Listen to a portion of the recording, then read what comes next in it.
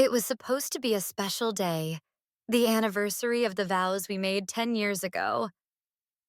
Yet as I sat across from Mary at that cold, sterile dining table, my mind was elsewhere. Work deadlines loomed over me like storm clouds, and her presence felt more like an interruption than a celebration. She tried, oh, how she tried, to engage me in conversation. Her voice trembled with forced cheerfulness as she said, "Happy anniversary, Louise." But all I could muster was a distracted nod while scrolling through emails on my phone. "Thank you," she whispered, her tone heavy with unspoken disappointment. Then came the moment that shattered what little remained of our connection. In a desperate attempt to salvage something from this hollow day, she asked softly, "Did you get me anything?" I didn't even look up. Without missing a beat, I muttered, "Your credit card?" "Yeah, buy whatever you want." The words hit her like a slap. Her face crumpled, eyes brimming with tears she'd been holding back for months, or maybe years. Finally, she snapped. "Louise, I don't want a gift," she cried, slamming her hands on the table. "I want your care, your attention. Do you even remember how we used to love each other?" Her voice cracked under the weight of her pain, but it barely registered with me. Instead, I shrugged indifferently, replying, "If you say so." That was the final straw. With one last glance filled with sorrow and anger, she stormed out of the room, leaving behind the echoes of her sobs. It wasn't until later that night, sitting alone in the dark, that I realized just how much damage my neglect had caused. After Mary stormed out of the house, leaving me alone with my guilt and a suffocating silence, I stumbled upon an old box in the attic. It was filled with relics from our trip to the Middle East years ago, souvenirs we'd picked up during what felt like another lifetime. My fingers brushed against something cold and metallic, a dusty brass lamp that looked more like junk than treasure. "What even is this?" I muttered under my breath, half laughing at its absurdity. The lamp seemed so out of place among photos of us laughing by ancient markets and trinkets Mary had lovingly collected. Did she really think this piece of trash was worth keeping? Curiosity got the better of me, though. As I wiped away layers of grime, a strange warmth spread through my hands.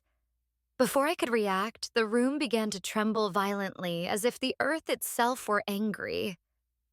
Golden light erupted from the lamp, blinding me momentarily. When I regained my senses, standing before me was a genie. His towering figure shimmered with an otherworldly glow, his eyes piercing through me like daggers. Every object in the room, the furniture, the walls, even the air, turned into shimmering gold. I staggered back, nearly collapsing onto the floor. What the hell is happening? Is this some kind of nightmare or a sick joke? I screamed, clutching my chest. The genie crossed his arms, his expression unamused. "Oh, it's real, all right," he boomed, his voice echoing like thunder. "And you, Louise, are not exactly living up to your end of the bargain." "What bargain? What are you talking about?" I stammered, still trying to process the surreal situation. He leaned closer, his gaze sharp enough to cut steel. "You treat marriage like it's a business deal. You've ignored your wife for years, neglected her feelings, and now you sit here questioning whether any of this matters. Tell me, Louise, what do you think love is?" His words hit me like a ton of bricks. For a moment, I wanted to argue, to defend myself, but deep down, I knew he was right. How many times had Mary tried to reach out, only for me to push her away with empty promises and distracted glances? And yet, there I was, face to face with a supernatural being who somehow knew every flaw in my character. "Look," I said, attempting to regain composure, I don't know how you know all this, but. But nothing, the genie interrupted, his tone icy. Your actions speak louder than your words.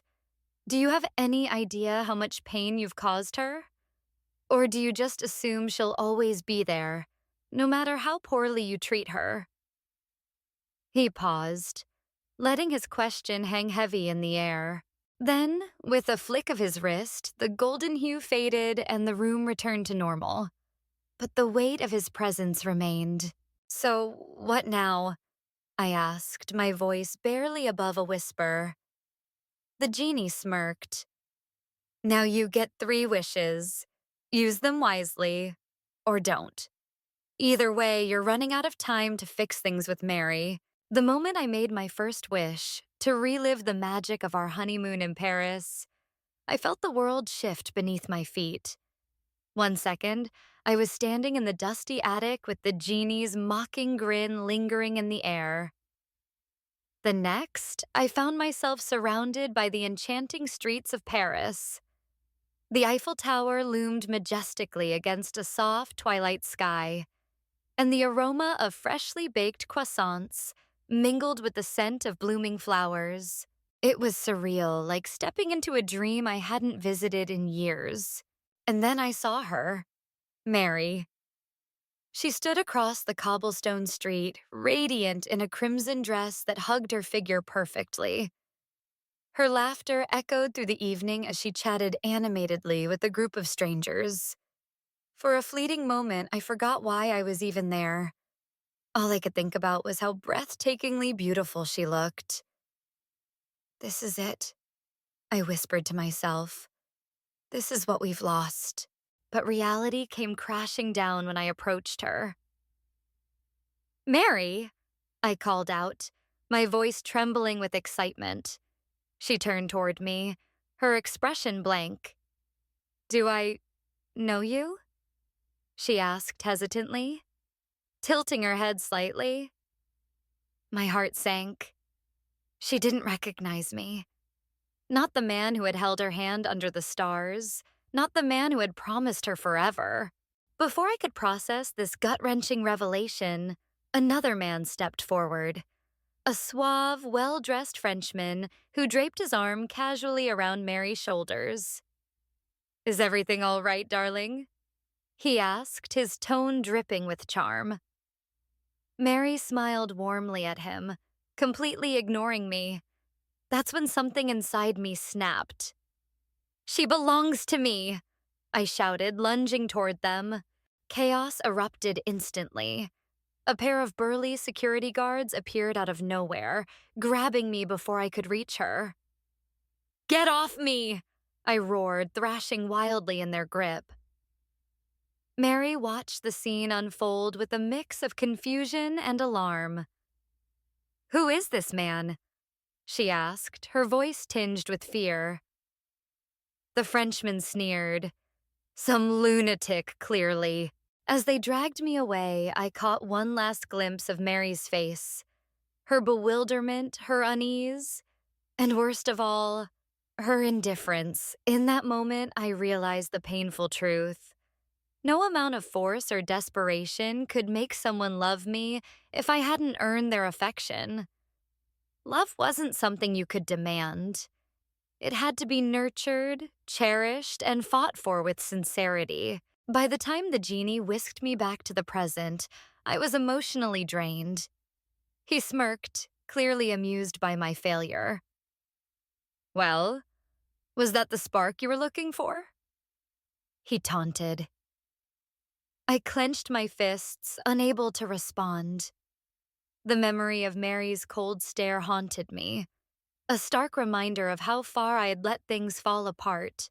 After the fiasco in Paris, I was determined to make things right. If Mary no longer saw me as the man she fell in love with, then I'd simply become someone new. Someone better. Someone she couldn't ignore. So, for my second wish, I asked the genie to transform me into a perfect version of myself. Muscular, confident, and undeniably attractive. When the transformation was complete, I stood before the mirror, flexing my newly chiseled abs and admiring the sharp angles of my jawline. For the first time in years, I felt invincible. That evening, Mary had planned to attend a networking event at a high-end rooftop lounge, where she would be meeting potential business partners. It seemed like the perfect opportunity to show her what she'd been missing. Dressed in a tailored suit that accentuated my physique, I strode into the venue like I owned the place. Heads turned as I entered, and whispers rippled through the crowd. "Who is he?" someone murmured behind me. My ego swelled. This was going exactly as I'd imagined. But just as I spotted Mary across the room, laughing over champagne flutes with a group of elegantly dressed professionals, my blood ran cold. Standing beside her was Greg, a tall, impeccably groomed man whose charm radiated effortlessly. His expensive watch glinted under the soft lights, and his easy smile made me nauseous. He leaned closer to Mary, saying something that made her laugh even harder. I couldn't take it anymore. Jealousy consumed me, burning hotter than anything I'd ever felt. Without thinking, I marched straight toward them, shoving aside anyone who got in my way. "Mary?"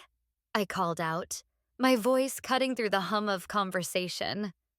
She turned, startled, her eyes widening when she saw me. Before she could say anything, Greg stepped forward, extending his hand. "Hi, I'm Greg," he said smoothly, clearly unimpressed by my imposing figure. "You stay away from her," I growled, clenching my fists. The entire room went silent, all eyes on us. Greg raised an eyebrow, unfazed. "Relax, buddy. We're just talking." But I wasn't about to back down. With a roar, I lunged at him, throwing a punch that sent him stumbling backward. Chaos erupted instantly. Glasses shattered, women screamed, and men rushed to pull me off Greg. Through the commotion, I heard Mary's voice slice through the noise like a knife. "Stop it! Stop it right now!" When security finally separated us, Mary stormed up to me, her face flushed with anger and embarrassment. "Is this who you are now?" she demanded, her voice trembling but firm. "Some brute trying to prove himself? You're not the man I married, Luis. You're not even close to being the man I loved. I've endured enough of your neglect, your indifference. I'm done." Her words hit me like a freight train as she turned and walked away, leaving me standing there amidst the wreckage of the party. I realized how far I'd fallen. The guests stared at me, some whispering disapprovingly, others shaking their heads in disbelief. Shame washed over me as I watched her disappear into the night. The morning after the disastrous party, I found myself wandering aimlessly through the city streets. My mind was a whirlwind of guilt and regret, replaying Mary's words over and over in my head. "You're not the man I loved." Those words cut deeper than any insult ever could. I had spent years taking her for granted, treating our marriage like an obligation rather than a partnership. Now it felt as though everything I'd built with her was crumbling before my eyes. Desperate for distraction, I stumbled into a quiet cafe on the corner of a cobblestone street. The air inside smelled faintly of coffee and freshly baked pastries, but what caught my attention was a couple sitting by the window. They looked to be in their late 70s, his silver hair neatly combed, her pearl necklace glinting softly under the warm light. Their laughter filled the room, drawing smiles from everyone around them. It was clear they were deeply in love, even after all these years. Curiosity tugged at me. How did they manage to keep their spark alive? I approached hesitantly, feeling out of place among their joyous energy. "Excuse me," I said, clearing my throat. "I couldn't help but notice how happy you two seem. What's your secret? The old man chuckled warmly, patting his wife's hand affectionately. Ah, young man, we've been together for 40 years now. Our secret? He leaned back thoughtfully, his gaze softening as he spoke. Every once in a while, you need to throw some wood on the fire. You can't let the flame die out. That means caring for each other, listening, and never taking one another for granted. His wife nodded, adding gently, It's about effort, dear. Love doesn't stay alive on its own. It needs nurturing. We dress up sometimes, just like we did when we first met.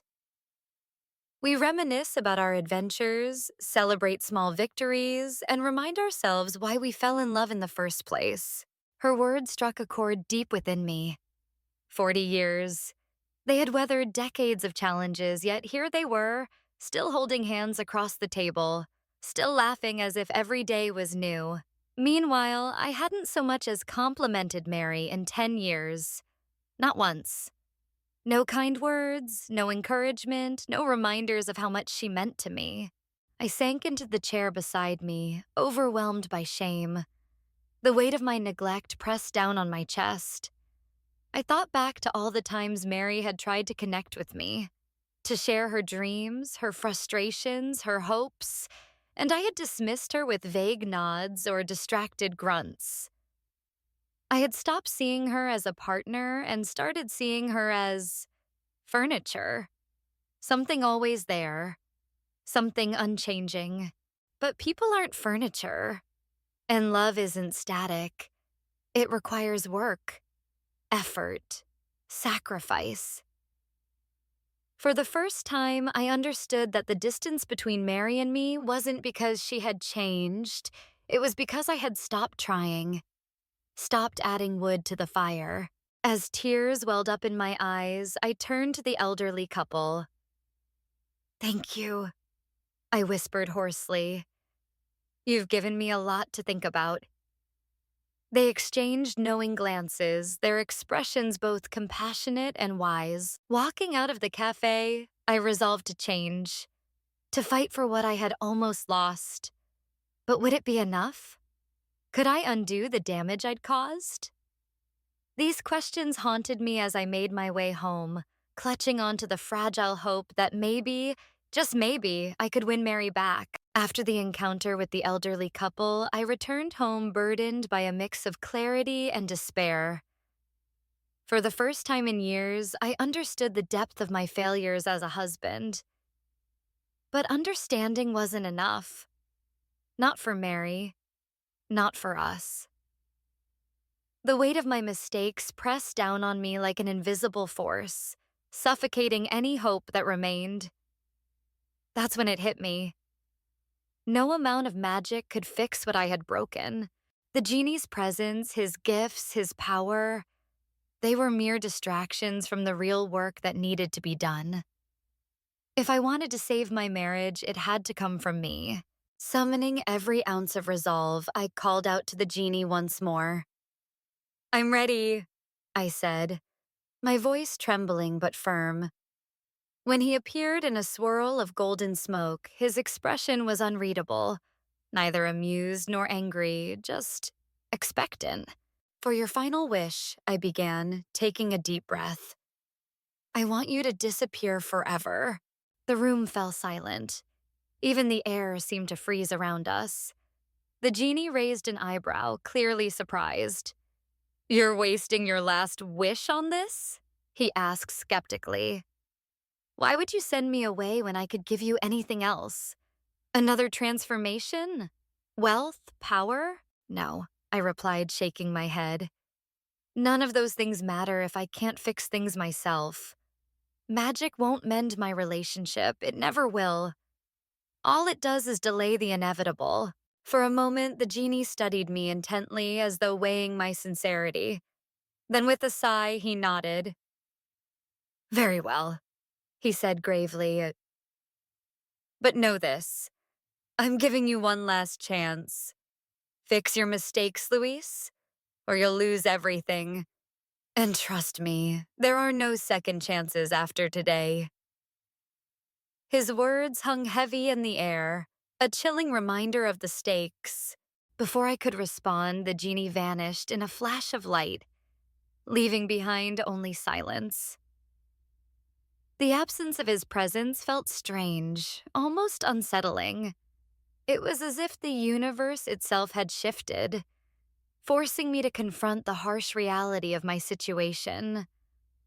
Without the crutch of supernatural intervention, I was truly alone. Alone with my guilt, my regrets, and the daunting task of rebuilding something I had nearly destroyed. I sank onto the couch, overwhelmed by the enormity of what lay ahead. My mind raced with questions. Could I really change? Would Mary forgive me after everything I'd done? What if it was already too late? Each thought gnawed at me, amplifying my sense of desperation. Yet amidst the turmoil, a spark of determination flickered within me. Maybe I couldn't turn back time or rewrite the past, but I could fight for the future. For us. That night I stayed awake, staring at the ceiling and replaying memories of happier times. I remembered the way Mary's eyes lit up during our honeymoon, the sound of her laughter echoing through Parisian streets, the warmth of her hand in mine. These fragments of our shared history fueled my resolve. I wouldn't let them fade into oblivion, not without a fight. By morning, exhaustion had given way to clarity. I knew what I had to do. Whether Mary chose to forgive me or walk away, I owed it to her, and to myself to try. With renewed purpose, I began planning how to win her back. Piece by piece, moment by moment. The road ahead would be long and uncertain, but for the first time in years, I felt alive. Alive with hope, alive with fear, alive with the possibility of redemption. The evening sun cast a golden glow through the windows as I meticulously arranged the dining table, my hands trembling with both excitement and fear. This was it, the moment I had been preparing for all week. Determined to recreate the magic of our Paris honeymoon, I spared no detail. The crisp white tablecloth gleamed under soft candlelight, while a chilled bottle of champagne rested in an elegant silver bucket. Oysters glistened on a bed of ice, their delicate aroma mingling with the buttery scent of freshly baked croissants. Every element was chosen carefully, each dish a reminder of the love we once shared. I stood back, adjusting my perfectly tailored suit one last time. My heart pounded so loudly I feared it might shatter the fragile atmosphere. Would she forgive me? Or would this be just another futile attempt to salvage what I'd almost destroyed? As I heard her footsteps approaching, I took a deep breath, bracing myself for whatever came next. Mary paused at the doorway, her eyes scanning the room with a mixture of disbelief and suspicion. For several agonizing seconds, she didn't move, her expression unreadable. Her silence weighed heavily on me, each passing moment stretching into eternity. Finally, she stepped inside, her heels clicking softly against the hardwood floor. "Louise," she began hesitantly, her voice barely above a whisper. "What is all this?" Dropping to one knee, I reached for her hand, my own shaking uncontrollably. "Mary, please," I said, my voice cracking with emotion. "I know I've been blind, selfish, and cruel. I've taken you for granted, ignored your needs, and let us drift apart. But I swear to you, I've changed. I can't undo the past, but I can fight for our future. Please, give me a chance to make things right." Her eyes searched mine, flickering with doubt and something else. Hope, perhaps? Or maybe just pity. Tears welled up in her eyes, but she didn't pull away. Instead, she let out a shaky sigh and offered the faintest of smiles, a gesture that could have meant anything. Forgiveness, skepticism, reluctant curiosity. As she sat down, I poured her a glass of champagne, my movements deliberate yet nervous. Remember this? I asked, holding up a plate of oysters. This was the night we talked about everything, our dreams, fears, hopes. We laughed until dawn and promised each other forever. She nodded slowly, her lips curving into a softer smile now. For the first time in years, I felt a glimmer of connection between us. Not perfect, not healed entirely, but real. Still, as I watched her sip the champagne and nibble on the croissant, I couldn't shake the uncertainty lingering in the air. Had I done enough? Could she truly forgive me after all I'd put her through? The story ends there, with Mary smiling gently but ambiguously as the camera pans out, leaving the audience suspended in a mix of anticipation and hope. Would she stay? Or would she walk away? Only time would tell. Some people leave scars, others leave lessons. Burn and reborn stories that break you, then rebuild you.